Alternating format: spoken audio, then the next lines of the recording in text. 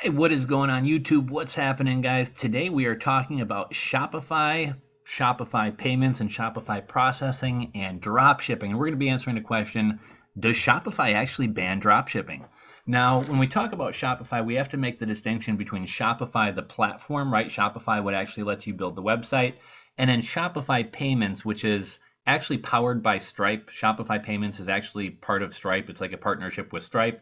But we're going to be discussing, do they actually allow you to drop ship? And I'm sure some of you guys are like, well, look, at Shopify has things like the definitive guide to drop shipping. They're always pushing drop shipping. They have all these apps for drop shipping. There's Oberlo, who I think Shopify may have even bought Oberlo recently. How to open a drop shipping store. Shopify is always putting out, what's the word? Always putting out like marketing materials about drop shipping. Shopify puts out a ton of things and really encourages drop shipping. But here's one interesting thing. If we go over to, here's Stripe. If we go over to Stripe's list of prohibited businesses, if we go down here to high risk with bankruptcy lawyers, computer technical support, travel reservation services, airlines, telecommunications equipment, and telephone sales. And then here we have drop shipping. So Stripe themselves actually ban drop shipping. Well, what's kind of interesting is Stripe actually powers Shopify Payments. Shopify Payments is essentially Stripe. And if we go into the Shopify Payments terms of service and go down to their list of prohibited businesses, we have no counterfeit goods, no gambling, no marijuana dispensaries, no get-rich schemes, no publishing mugshots. And if we go down to high-risk businesses, we have human hair, fake hair extensions, age verification services, flea markets, prepaid phone cards, telecommunications. But if you see here, they take out anything about drop shipping. So they don't specifically call out drop shipping. So that means one of two things. Either Stripe and Shopify have come to kind of an agreement where they're going to allow Shopify users to drop ship, or Shopify just kind of doesn't really want to advertise the fact that you're not allowed to drop ship using Shopify payments because, at the end of the day, that would hurt their business. A lot of people are doing drop shipping these days.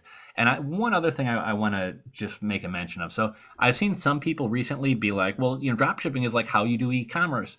And a lot of people are acting like drop shipping is actually the norm. I mean, traditionally speaking, if you're opening up an e-commerce business, you're buying inventory in bulk and you're reselling it. Now, I'm not saying drop shipping in itself isn't a valid fulfillment method. It can't be profitable, whatever else. By all means, sure it can.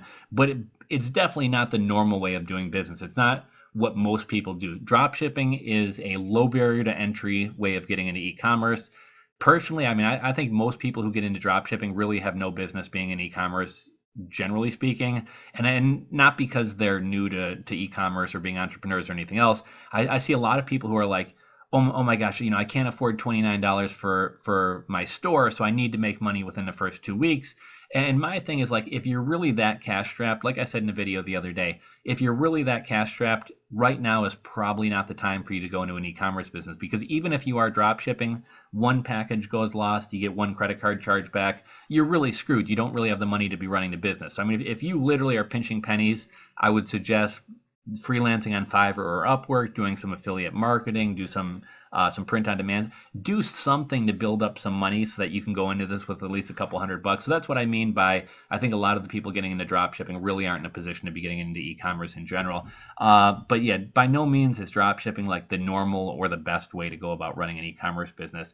And while Shopify Payments doesn't expressly prohibit drop shipping, if we go down here to the bottom, this list isn't comprehensive. Just because your business or your product isn't listed doesn't necessarily mean that you're automatically good. So if we go down here, any business that we believe poses elevated financial risk, legal liability, or violates card network policies. So if we go over here, and they're saying right out here, black and white, that that drop shipping is a high risk, and then we go over here, and anything that they deem to be high risk, well, it stands to reason that your Shopify Payments account could very easily be shut off if you have excessive refunds, if your packages aren't arriving in a timely manner, or if people are doing credit card chargebacks. Now, one reason that this kind of matters, and a lot of people don't realize this about Shopify, but if we go over here to Shopify Pricing, right, a basic store costs $29, the mid-level store costs $79, and the advanced Shopify costs $299. Now, when you're using Shopify Payments, you pay your $29 a month,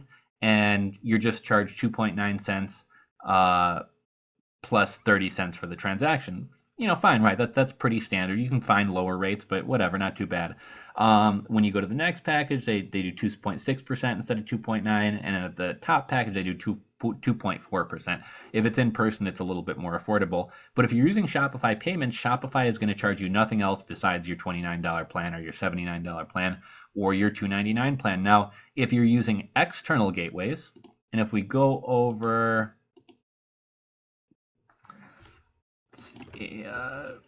Shopify payment gateways list.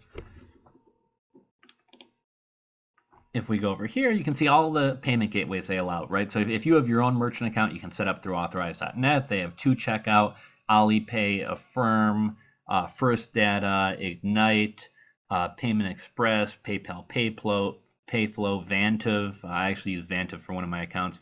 WorldPay, Shopify. They allow all these different things. But here's the thing: if you're not using Shopify Payments, in addition to 29 cents per month, and in addition to whatever your merchant processor is charging you, so in my case, we'll say I use Vantiv 2.9%. So in addition to Shopify charging you 29, I'm also paying 30 cents a transaction, and we'll say something around 2.9% to my merchant processor. And then on top of that, PayPal is going to take 2% for doing nothing but running my store through there. So why this is such a sham or such a ripoff, or just why it sucks so much, is like when I'm selling on eBay when I'm selling on eBay or Amazon, Amazon's taking a 15% fee, pretty high, right? eBay's taking normally a 6 to 10% fee. It sucks, but part of the reason you're paying them that fee is because you get access to all their organic traffic. So how many millions of people per day go on to Amazon and order something? A ton of them. So when I'm paying that 15%, that handles my payment processing, that handles the platform, that handles all the marketing and exposure that Amazon brings me.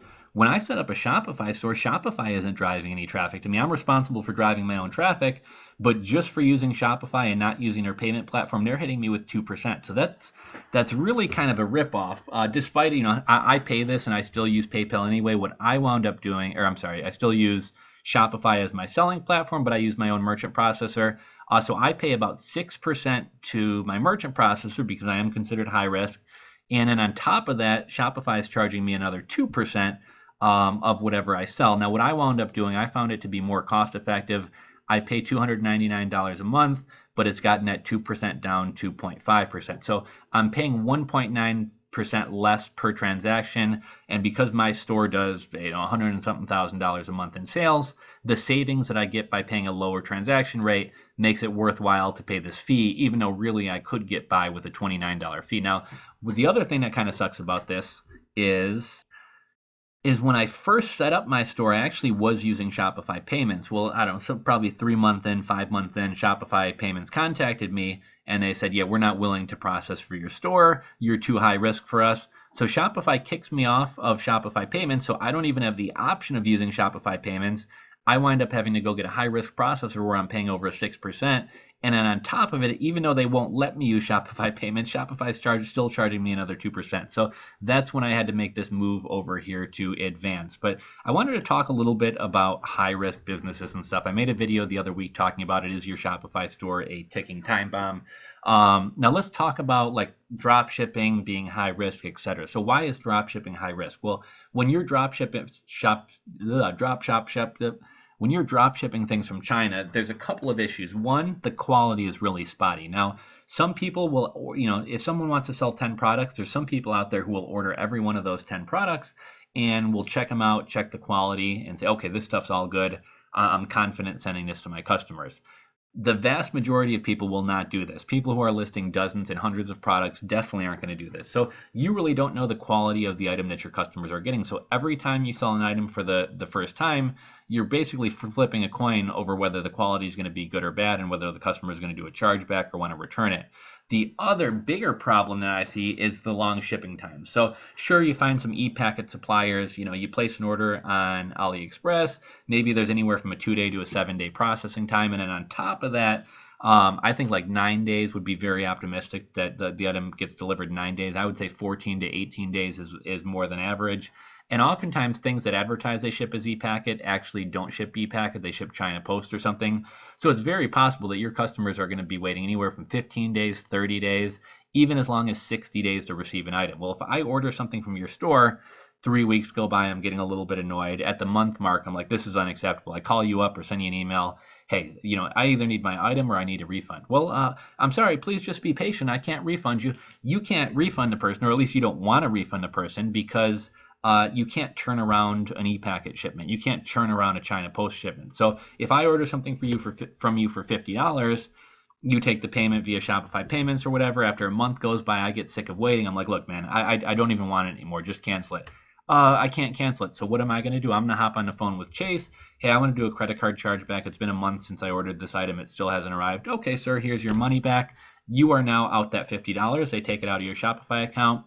And also, that item's still going to arrive to me. So I'm going to wind up getting that item for free. So that's one of the problems with drop shipping. That's why it makes it a high-risk business. Now, one thing I'd like to add is if you are properly drop shipping, nobody's going to know you're drop shipping. Properly drop shipping does not mean drop shipping from AliExpress. It doesn't mean drop shipping from DHgate. It doesn't mean drop shipping from Amazon or Walmart. Drop shipping, you don't have to hire a drop shipping warehouse, but drop shipping would be, I find a company in the USA, either a manufacturer or a reseller, who has some interesting products that not everybody else is selling. I contact them. I say, hey guys, look, I'm an e-commerce seller. I have a big following in XYZ niche. I think I could sell a lot of products for you guys. And I would approach them with a plan. I would be like, look, guys, if you can give me 20% off every product that I order from you and drop ship them from me, I'm going to bring you more sales.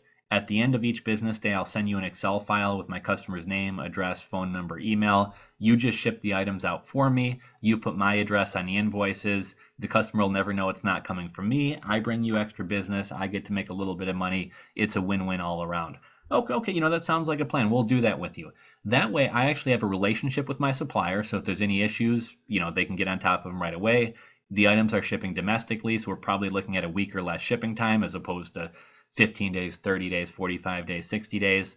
I have a unique product that not everybody else is going to be able to hop onto, like AliExpress. The products will be quality. That's a proper way to set up a drop shipping relationship, right? You want to be what we call the seller of record. So for any of you guys who've looked into drop shipping on Amazon, Amazon requires that you are the seller of record. That means there can't be any marketing materials in with the package that aren't from you. So if you drop ship something from Walmart to an Amazon customer, more than likely, Walmart's going to put some kind of circular in there. It's going to have Walmart's address. In order to be in compliance with Amazon rules, who are especially strict about drop shipping, you need to be the seller of record, meaning your name, address, and phone number are showing up on invoices, packing slips, everything.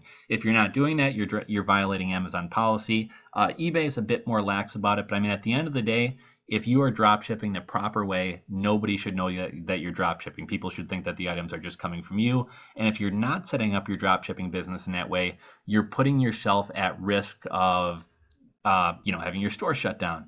Now, PayPal seems to be a little bit looser with drop shipping. Technically, PayPal allows drop shipping. I know some people who have called up and told PayPal that they drop ship or that their fulfillment method, they have had their account shut down. If at all possible, no matter who you're dealing with, I would just drop ship in a fashion that nobody knows you're drop shipping and never tell anybody about it, because as far as anybody knows, nobody else needs to know. Hey, what's up, guys? Sorry, kind of lost my place there. Had a handyman showing up, had to run out and grab that. But yeah, basically, be aware of the policies of merchant processors.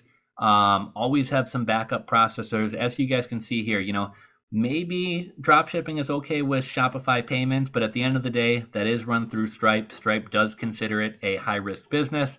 So if you start having excessive returns, if you're doing if you have a number of credit card chargebacks on you, you're most likely going to be considered high risk. They're going to shut your account down. Obviously, if you don't have another payment processor to use, you're going to be stuck. You're not going to be able to receive any payments until you do. So I would recommend at the very least having a Stripe account and or a Shopify Payments account and a PayPal linked up. I showed you guys a list of all these other processors and payment gateways. It might be a good idea to have cash and some of these other options as well. And in the video the other day, I had mentioned a company that I've used at times is Charge.com. Charge.com has been nothing but great with me. They offer fast setups. I think both times I got set up, it was within the same business day that I was processing. How that works, Charge.com will be your merchant processor, you still need a payment gateway. That would be authorized.net. And here's one other thing that kind of confuses people is I notice a lot of people when you first get into e-commerce, you wind up going with something like Stripe or PayPal because it's really quick and easy to get set up. You can literally be selling within minutes. And that's how I did it too. Well, once I kind of started getting shut down by those guys, I had to go get real merchant processors. So a real merchant processor would be through something like Vantiv, First Data, a company like that. I actually use charge.com, and charge.com will work with companies like this. If you're not high risk, you might be able to go into your own bank branch and just get set up with a merchant account through them. I know Wells Fargo does it, B of A does it, Chase does it. If you're considered high risk, you may need to shop around a little bit more and find somebody with other underwriters. But like I said, I've had great luck with charge.com. I'll link to them in the description box below. But how a real merchant processor works, with PayPal and Stripe, you don't really have a merchant processor and a payment gateway. It's all in one. When you have a real merchant processing account, my merchant processor will be First Data, but I also need what's called a payment gateway to allow me to link it to my website and also to have a virtual terminal. A virtual terminal basically allows me to take phone orders and plug in the person's info. So most people use a company called authorized.net. It's kind of the standard one to go with. It's pretty easy to get set up. When you get set up with Charge or any other company, they'll almost always automatically set you up with an authorized.net account and give you the login details. They'll walk you through all this, but basically you're going to go into the back end. You're going to have like an API code. If any of you guys have linked like a Coinbase account or anything like that to any of these like Bitcoin tax things, they all use APIs as well. They'll basically be like an API key and an API number. You'll take those out of your authorized.net account. You'll plug them into Shopify. That basically links Shopify to Authorize, which links to your merchant processor. I know it sounds confusing. It's actually very simple. But this is actually a much better way of taking payments. You're much less likely to get shut down. You're much less likely to have rolling reserves. You're much less likely to have your money held, much less likely to run into problems, basically. So I've been a little bit all over the place. That's my little ramble about this, but I'm curious to hear from you guys. Has anybody had a Shopify Payments account shut down for drop shipping? If so, was it due to excessive returns? Was it due to excessive chargebacks? One other thing I want to bring up to people. So some people just want to do drop shipping. They think that's going to be their business forever. Other people I talk to are like, look, I know drop shipping isn't the best way of doing things, but I don't really have the money to order inventory right now. So I want to do this as a way to make some money that I can roll into another future business. And okay, cool. I actually think that's actually a pretty smart way of going about things. Keep in mind, though, if you wind up burning up your name and social security number with Shopify Payments and PayPal because you have problems with AliExpress dropshipping, keep in mind down the road when you do have money and you want to set up a legitimate I don't want me to say legitimate as if dropshipping isn't legitimate, but later on down the road when you actually do have funds and you actually want to take e-commerce a little bit more seriously and open up a store, realize that Shopify Payments and or PayPal may not allow you to sell again. If you do get merchant accounts shut down, a lot of times you're considered high risk moving forward. Sometimes people will want to see processing statements from you. And if you don't have processing statements or if you can't show processing statements, that could look bad and it could cause you to not be able to get merchant processing or to pay a lot more for it. So just be careful with the whole drop shipping thing. Make sure you don't burn up your relationship with payment processors early on to where you can't do something more serious later on. So that's my little spiel, guys. Hopefully you enjoyed it. Hopefully you learned something. Again, I want to hear from you guys if any of you guys have had issues with this. And if you guys have any questions about payment processing, Shopify Payments, feel free to drop them in the comments section below. Thank you for watching, and I'll catch you on the next video.